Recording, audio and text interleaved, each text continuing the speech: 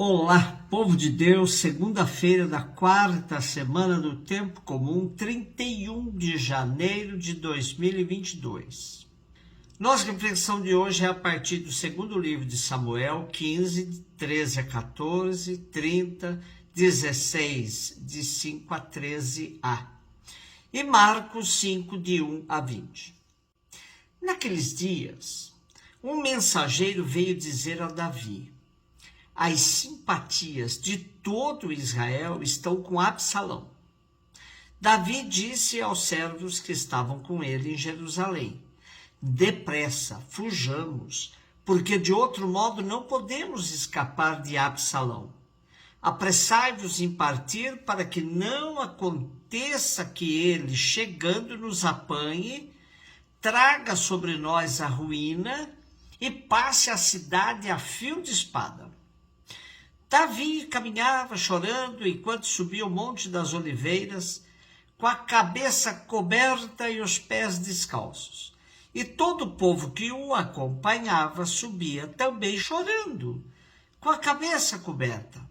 Quando o rei chegou a Baurim, saiu de lá um homem da parentela de Saul, chamado Semei, filho de Gera, que ia proferindo maldições enquanto andava. Atirava pedras contra Davi, contra os servos do rei, embora toda a tropa e todos os homens de elite seguissem agrupados à direita e à esquerda do rei Davi.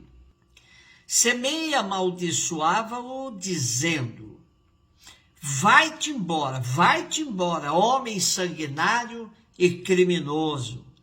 O Senhor fez cair sobre ti o sangue da casa de Saul, cujo trono usurpaste, e entregou o trono a teu filho Absalão. Tu estás entregue à tua própria maldade, porque és um homem sanguinário.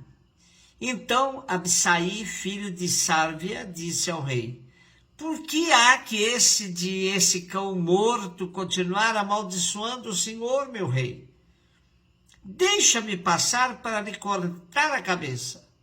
Mas o rei respondeu: não te intrometas, filho de Sárvia. Se ele amaldiçoa, e se o Senhor o mandou maldizer a Davi, quem poderia dizer-lhe por que fazes isto? E Davi disse a Abissai e a todos os seus servos: vede, se meu filho, que saiu das minhas entranhas, atenta contra a minha vida, com mais razão esse filho de Benjamim, deixa-o amaldiçoar conforme a permissão do Senhor. Talvez o Senhor leve em conta minha miséria, restituindo-me a ventura em lugar da maldição de hoje. E Davi e seus homens seguiram adiante. Davi interpreta a revolta de seu filho Absalão como uma maldição que ele recebe por seus pecados. Absalão quis adiantar a sucessão ao trono do pai, pois percebe que Davi tem muito mais simpatia por seu filho Salomão e não respeitará a sequência normal para passar o poder. Absalão trabalhou bastante junto às bases para conquistar adeptos. Por isso, os mensageiros disseram a Davi e seus servos que todo Israel estava com Absalão. Quando vemos a fuga de Davi e de seus servos de maneira tão humilhante, dá a impressão de que ele se resignou e aceitou a derrota ao seu filho Absalão. No trajeto da fuga, ele ainda bastante humilhado por um descendente da tribo de Davi, mesma origem de Saul, Davi é chamado aí de homem sanguinário, criminoso, usurpador do trono de Saul. Porém, a história ainda deixará claro que perder uma batalha não significa perder a guerra. Marcos 5, de 1 a 20. Jesus e seus discípulos chegaram a outra margem do mar, na região dos Gerazenos. Logo que saiu da barca, um homem possuído por um espírito impuro, saindo de um cemitério, foi ao seu encontro. Esse homem morava no meio dos túmulos e ninguém conseguia amarrá-lo nem mesmo com correntes. Muitas vezes tinha sido amarrado com algemas e correntes, mas ele arrebentava as correntes e quebrava as algemas. Ninguém era capaz de dominá-lo.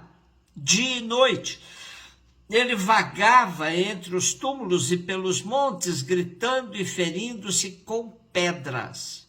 Vendo Jesus de longe, o endemoniado correu, caiu de joelhos diante dele e gritou bem alto: que tens a ver comigo, Jesus, filho do Deus Altíssimo?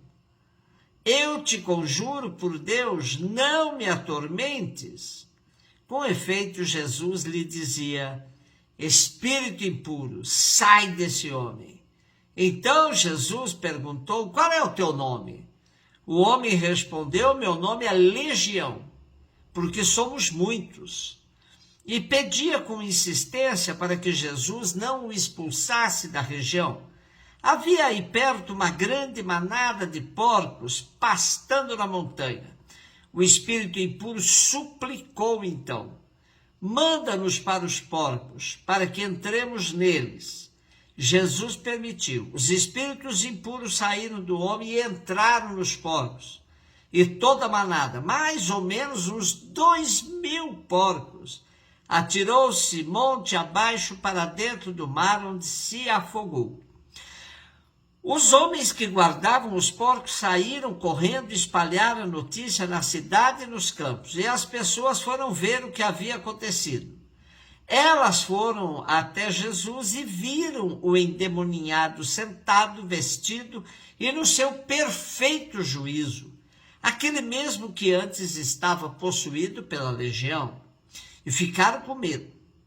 Os que tinham presenciado o fato explicaram-lhes o que havia acontecido com o endemoniado e com os porcos. Então começaram a pedir que Jesus fosse embora da região deles. Enquanto Jesus entrava de novo na barca, o homem que tinha sido endemoniado pediu-lhe que o deixasse ficar com ele. Jesus, porém, não permitiu. Entretanto, lhe disse: vai para casa, para junto dos teus, e anuncia-lhes tudo o que o Senhor, em sua misericórdia, fez por ti. Então o homem foi embora e começou a pregar na Decápole tudo o que Jesus tinha feito por ele, e todos ficavam admirados. Jesus está passando na região dos Gerazenos, portanto, terras estrangeiras. Aí se encontra com um homem possuído. O quadro é descrito com muita força por Marcos. O homem vive no cemitério, circulando entre os túmulos, gritando, ferindo-se com pedras.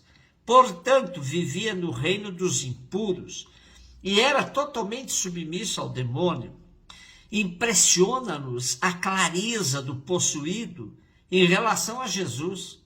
Sabe perfeitamente que Jesus é filho do Deus Altíssimo e até tenta se servir desse seu conhecimento para se proteger do poder de Jesus.